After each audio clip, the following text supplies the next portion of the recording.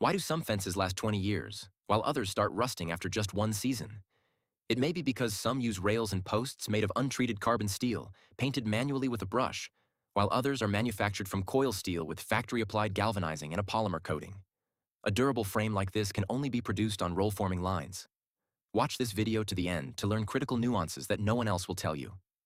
Fence posts and rails are the foundation of any fence system. Both profiles are closed-section profiles with edge flanges roll-formed into an interlocking seam. These profiles are typically produced from galvanized steel or pre-painted, polymer-coated steel with a thickness of 1.0 to 1.8 millimeters and must provide structural rigidity as well as ease of installation. The challenge is that the material is relatively thick, while the profile itself is compact. This makes the manufacturing process technically demanding. Here's what truly affects quality. Mill rigidity, otherwise the profile will deform. 30+ forming stations, to ensure gradual and uniform deformation. Lubrication and cooling system, to cool the forming zones and prevent zinc pickup. Leveling unit, since coil properties always vary. Torque transmission via gearboxes, otherwise the drive system will not withstand the load. Profile clamping in the cutting unit, to ensure cut quality and extend tool life. Flying cut to length in motion, can significantly increase productivity. There are two types of lines: dedicated lines, higher speed; cassette-type lines, more cost-effective but slower.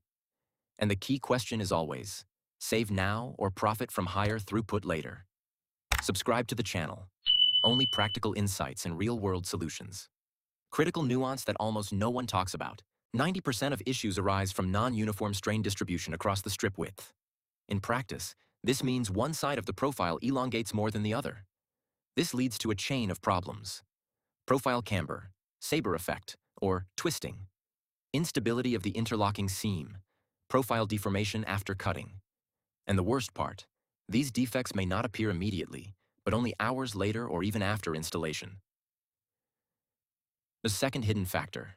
Even with correct geometry, there is another trap. Metal springback. If it is not properly accounted for in roll design, angles are not maintained. The profile opens up. The lock loses rigidity. Operators then try to compensate by over-adjusting the mill, which only makes the problem worse. Third hidden factor. To ensure high-quality cutting and avoid cut-to-length issues, the following must be considered. A circular saw cooling system, including a coolant reservoir and pump. Coolant jets must be directed precisely at the tooth entry and exit points on both sides of the blade. Contact us. We will help you minimize the risks associated with equipment procurement. Write in the comments. What problems with your profile or production line do you encounter most often?